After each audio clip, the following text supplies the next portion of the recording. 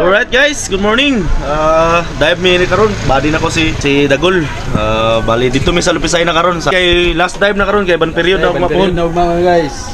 O kunta kaloyan mi. O abang-abang na lang unya. God bless and dive safe.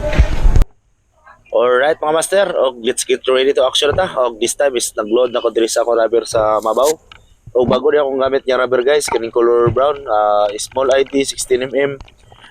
Spirit rubber, gikan isa sa Spurs Man's Gear. Kung sa gusto mo order, i-message lang ninyo ang ilang Facebook page. Grabe ni sila ka-approachable. Di mo mamahay sa quality silang rubber guys. Na to diri sa spot.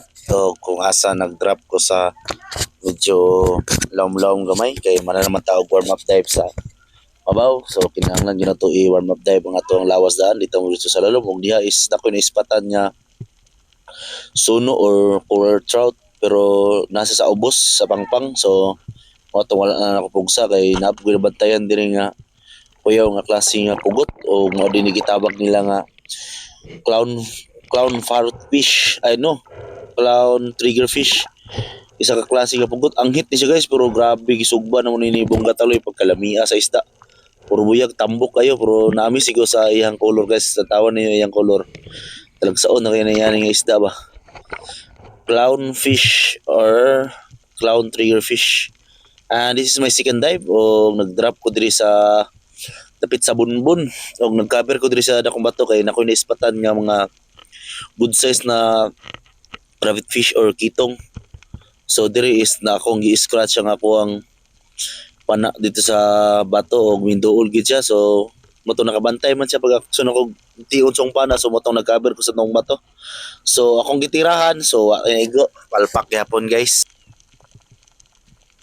Diri mga ka-adventure is naka-encounter ko og isa ka talakitok bunses na ni mga di mawala sa mga 1 kilohon. Dia is nakabantay ko murag ng action og bungkag ang mga bait fish. So mao to nag-try kong lingin, nag-fish call ko, nag-bubble fish call, o mo tawag nila bubble fish call. So wag yun nagkuhan, adyo ko nasipyat, adyo nindool. Ikan siya sa ubo sa pangpang, mangingangat siya pagkadungog niya nagkuhan ko, no, tara. Sa sobra ng pagkaduol guys, wala na ko nakatira kay paspas mo diyang langoy pasaka.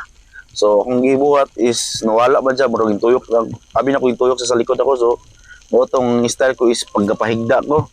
Akong gilantaw, wala man. So paglingin ako diri is ning balik dahil siya diay. So mo tong akong gitry siya og gukod, pero santo si wag gina-absan digid pakuha. So mo no, tungha na lang ta o another fish. This time is nag-drop ko lang pug kudapon diri sa Mabaw. So kaning spot guys is dilig kini siya lalong tayo kay pasil naman ni siya, pero gusto jud ka manguha og isda, ubay jud mga kuha og diha is nakakita ko og kitong og kini shorbo lagi ning igo ni kay murag duldo lagi sa tong pana.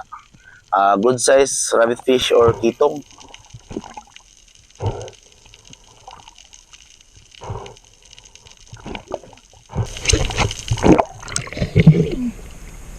Good. So another dive na punta mga ka-adventure, og diri is nakabantay mo diha ubay jud ang tirahanan na to. Mga good size na sila, mga langi, surgeon fish, na isunghan, na imulmul, pero sa kadaghan guys sipyat pa jud kog tira. Ang ako yung gi-aim diha is kaning mga sunghan, madagko na yung mga palad. So ako nag-expect na mao din ako maigo kay nagtuod jud ko nga sunghan ang naigo adto. So mo ni naigo gamay nga talagbago, pero good siya po na kay lamig po nagtinula. Og diri guys is mao gini akong sige balik-balikan nga spot. So nag-scratch ko diha para magawas ang isda. So adyo ko masipyat ning gawas gid siya, pero abtik kay siya kay kapila na nagina ko ni encounter, pero sukad-sukad wala pa gina ko ni natirahan. Natirahan din ako nagkasama, siguro ning nakabantay siya. So nag-scratch lang ko diha kay nag-expect ko nga mabalik siya gawas, pero wala gyud. So mao na yung last dive na ko diri karong adlaw. Na ko yung mga laing nakuha ganiya, so wala lang ako na videohan. So mao ra to. Bunta nalingaw ra mo. Daghang salamat sa paglantaw. God bless sa inyong tanan. God bless and dive safe always mga ka-espero.